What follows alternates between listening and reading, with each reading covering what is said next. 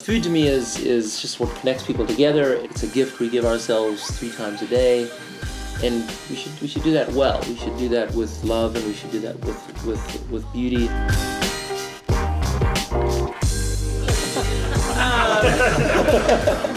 All right, third and final conversation this evening with Kimbal. It's a privilege to have you up here. Round of Really applause for Kimbal. Okay, so you are a serial entrepreneur, musician. Really musician. Pioneer in the real food movement, kind of a Renaissance man in many ways. But I want to go back in time to where you're from, how you grew up. Paint a picture for us. What was that like? Yeah, sure. I grew up in South Africa. I grew up in the 70s and 80s, which was a very, very, very, very rough time in South Africa. It was with the fall of apartheid, which was good, and I was part of the anti-apartheid protests, and it was a very interesting time. But the people trying to kill you part really put a damper on things. Yeah. And so my mother was she moved to South Africa when she was 2 with her parents, and so she was a Canadian citizen, and we had Canadian passports, and so Canada is this wonderful country that welcomed us back, and went to university in Kingston, Ontario, and it was quite extraordinary just to be in a place where you could just walk down the street, and it was fine. It's hard to explain. How old were you when you moved to Canada? I was 18. 18, okay. Yeah. So before we jump there, I'm curious, being part of the anti-apartheid protests, what was that like? What fueled you to participate in those? It's really hard to describe why you participated in something like that. It's like it doesn't make any sense because it is really dangerous. But I remember taking a train to one of the protests, and the trains in South Africa were absolutely most dangerous things you could take, and walked the doors open in Johannesburg where the protest is right outside, and there's a black man with a knife in his head. And he's dead. And you can't avoid this person. It's just like a pool of blood. And I remember just putting my one foot in the blood, and then just for like 100 paces, just having a footprint of blood. And you're just like, this is rough, man. So I don't think it was a conscious thought to be part of the anti-apartheid movement. It was more like, this has just got to end. It was just so bad. Yeah, you just have to participate. How could you not, kind of? Yeah, exactly. What would you do? Look, they didn't have enough good TV back in those days to, or social media to avoid what's going on. Yeah. No, but it was also wonderful because you are with people of every race and in a place where you're actually not allowed to be with people of different races, and so it was quite joyful actually. So you have to get there, but once you're there, it was very joyful. And it was a very strange place to grow up, and then when you get to be in that community, which ended up being a community that won the fight, so that also is cool, because it would have been super depressing if it had not won, but it did win, and it was the sense of purpose, like everyone felt like they were in the right, and that created a lot of joy. When you leave that, then it was very dangerous, but if you could just get to the protest. It's amazing. People think protests are dangerous. Getting to the protest is dangerous. When you're in the protest, it's pretty good. You got like 1,000 protectors around you. But I actually really enjoyed that part. Yeah, really powerful experience. Have you always had a strong sense of purpose? I don't remember not having a sense of purpose. I have had businesses where I did a painting business when I was a kid, when I was 19, in university to help pay my way through school, and it was successful financially. And then I thought, I'll do it again next year. The first year was really hard to just learn how to do it, and then I just was like, this isn't really doing it for me. And so I left a lot of money on the table, but it just didn't do it for me. So I stopped. And so I think it was a big lesson for me that I don't enjoy doing things for financial return. Generally, the phrase "if you do what you love, the money will come" has been true, but it's when you do something for the money, I've just really I just can't pay attention. So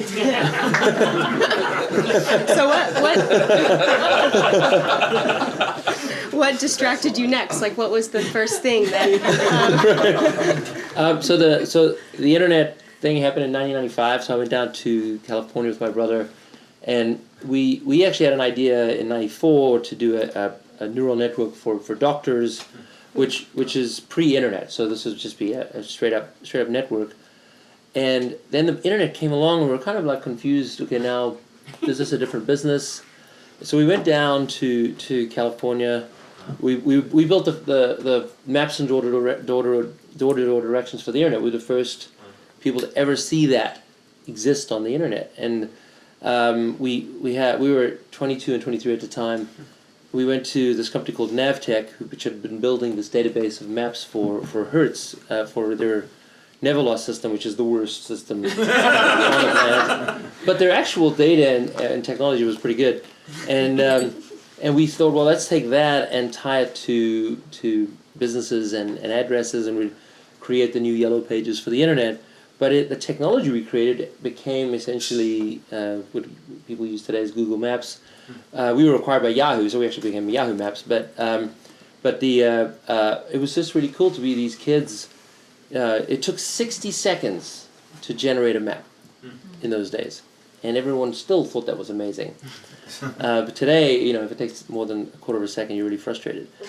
But it is really cool that we were the first people to ever use door-to-door directions. We were the first people to ever see, live vector maps on the internet, and we thought, yeah, I think this could be a business.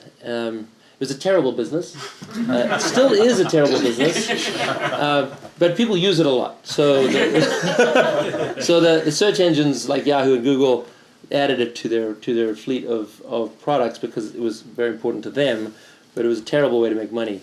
And so that sort of cut my teeth there of just like trying your best to build a business when there really isn't any money in it other than selling the company, which was not a joyful thing for me. I really love the idea of building businesses, not selling businesses. I find selling businesses quite depressing. Why? I think that it's there's an anxiety around running a business. I'm sure you guys know this very well. And then I think there's a related depression when you sell it. But a nicer way to say that is it's your baby, and then you have to sell your child. Like, it's kind of hard to sell your child. I mean, you do it because it is possibly the right thing to do, or maybe the best thing for other reasons. We do it in India. But it is pretty hard. It's pretty hard to do, and I've done it many times, and I can't say there's one time when I was happy about it. Even though financially it might have been good, it wasn't like, oh yeah, that made me happier. It just doesn't work that way. Interesting. So I know that family is very core to you, and you've done a lot of work with your brother, obviously. Like, what have you learned in working with family and building companies with family? What have been some of the lessons? I think, our situation is very, very unique. I think I've learned a lot from my brother. I'll put maybe a little bit more, you guys relate to this, but I think today's a good day. I don't know if you guys are following the news around Tesla, but Tesla's a nightmare of a company to build.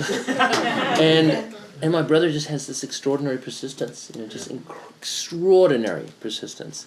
And today, really good news came out about its business, and that's just wonderful to see. That is such a hard company to build. I mean, you cannot design a harder company to build, and I'm really proud of him.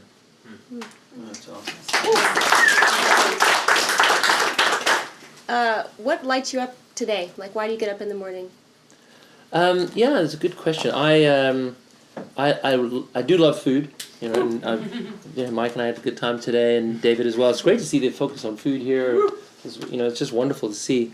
Food to me is just what connects people together. It's what nourishes us. It's a gift we give ourselves 3 times a day, and we should do that well. We should do that with love, and we should do that with beauty. And the world of food as a pill is just terrible for me. I can't even imagine that. And so for me, I wake up in the morning and I think about how much more beautiful the world would be with better food, with food that you trust. I love working with young farmers. So we work in our restaurants at next door in the kitchen with our farmers, but the farmers are getting old. I mean, they're not. Our youngest farmer, I think, is late 40s. And that's considered in the farming industry, a pretty young person, and that isn't right. And so for me, what we do at Square Roots is we really are working with very young people, more the age that I was when I did my painting business, 18 to 22-year-olds who want to use farming as their first sort of stepping stone to their future. And I'm really proud to say we've trained 50 farmers, in just the past 3 years. And next year alone, we should train another 50. So it's starting to really scale up. And we're taking these young kids who might be engineers or politicians or CEOs or maybe farmers, and giving them a wonderful, powerful background in food that I know as a foodie they will take in every company that they're in or any role they play. And that to me that's truly influencing the way we think about food. So for me, it's about young farmers right now, and Square Roots is my platform to do that. It's amazing. Last question for me, Kimbal, and it might be kind of a big one, but I'm curious, what kind of legacy do you want to leave on this planet? I actually had a really good opportunity to think about that. It was almost 10 years ago. I went down a ski hill on an inner tube, and the tube flipped. I was going 35 miles an hour. I landed on my head, broke my neck at C6 and C7, ruptured the spine, was paralyzed for 3 days, and so you get some time to think. And my joke is, if not for the physical trauma, I highly recommend the psychological awakening. It really is a chance to think about, okay, what's my legacy? What was the point of me being on the earth? And so for me, it's what I decided to do in that hospital. I was there horizontal for 2 months when they were able to surgically fix me. Was to think about our nonprofit is called Big Green, and we build these outdoor classrooms in schools, and we teach kids science through the growing of food. Beautiful outdoor classrooms that principals love. Traditional gardens are kind of hard to love. Usually put in the corner of the schoolyard. These are right on the playground, right next to the classroom.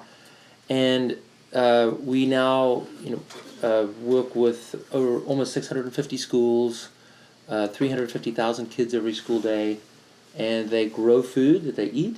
They learn about food. I was with some kids just a few days ago, and these are 10-year-olds, and they didn't know what a cherry tomato was. They just literally didn't know. It was like not even a thought. Like, what is that? And it's amazing how little they know. And so our gardens are a way to give kids an understanding of food. They may still choose a burger, and frankly, I enjoy a burger too, but it's not okay for them to not know what the other foods are and to help them make better choices. So if we can make a 2 or 3 degree change in a child's life when they're 5 or 6 years old, I think we'll create a better future. And so that became a legacy of mine, and it is my proudest achievement, and we continue to grow that. We have Plant a Seed Day, which I hope you will all participate in. It's the first day of spring in March, and our goal is just to get everyone in the world to plant a seed. We did our first year last year. This past spring, we got 1.2 million seeds planted. We have 44 countries participate, every state in America. Almost 250,000 people planted a seed. So it was wonderful, and we are excited to keep growing that. Awesome.